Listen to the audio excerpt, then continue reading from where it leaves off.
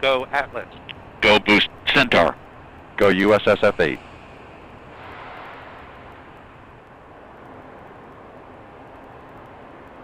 ECDS reduced for launch. 10, 9, 8, 7, 6, 5, 4, 3. We have ignition and liftoff of the United Launch Alliance Atlas V rocket carrying SF-8 for the United States Space Force. Now 10 seconds into flight, vehicles begun the pitch over maneuver, body rate response look good. You're now hearing the voice of Patrick Moore providing launch vehicle ascent data. Now 20 seconds in, RD-180 propellant utilization system has gone to closed loop control system response looks good. Now passing 30 seconds into flight.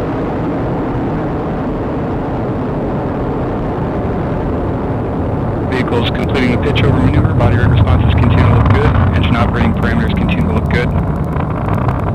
SRB chamber pressure within expected ranges.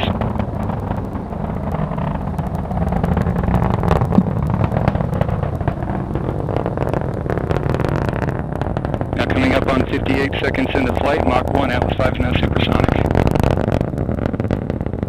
RD-180 engine operating parameters continue to look good. SRB chamber pressure looks good.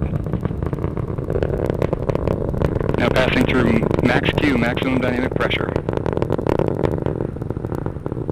Body rates continue to look good throughout boost phase. Now 3 minutes remaining in the booster phase of flight.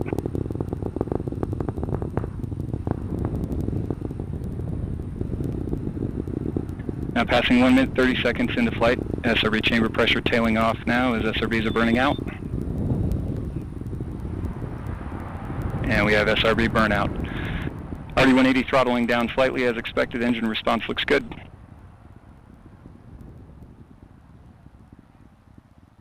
Now passing 1 minute 50 seconds into flight. Body rates continue to look good throughout boost phase. RD-180 engine operating parameters continue to look good. Now 2 minutes into flight, we have good indication of jettison of the SRB. The Atlas V now weighs 1/2 of its liftoff weight. And vehicle's gone to closed loop steering. Body rates look good.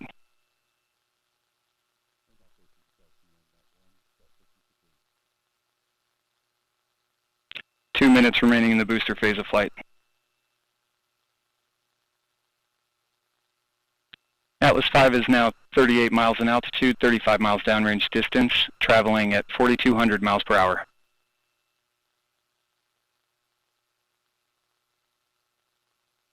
Now 2 minutes 40 seconds into flight.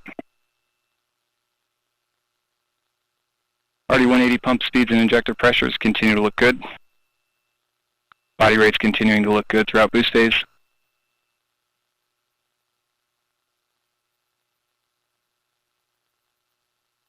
Now passing 3 minutes into flight. And Centaur reaction control system is now pressurizing the flight levels. RD-180 now throttling down to maintain a constant 2.5 G acceleration limit. Engine response looks good as it's maintaining that 2.5 G acceleration limit. Now 1 minute remaining until BECO.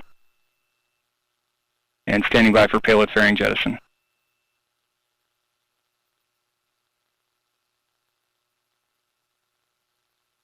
And we have good indication of payload fairing jettison. And we have CFLR jettison.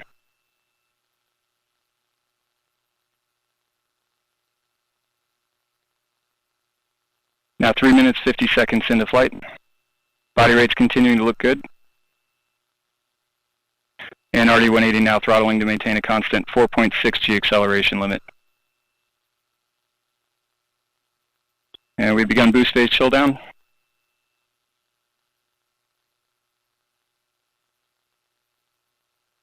And standing by for booster engine cutoff shortly.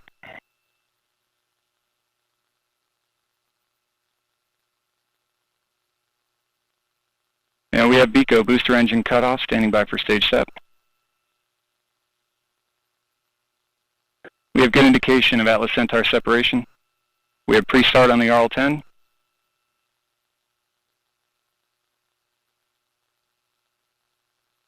We have ignition and full thrust on the RL-10. Chamber pressure looks good. Body rates look good.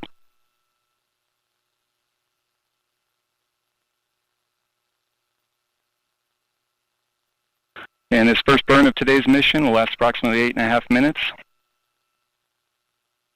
Now passing 5 minutes into flight. Centaur's gone to closed-loop steering. Body rates continue to look good. And the RCS system has begun initial thruster firings for thermal conditioning as expected.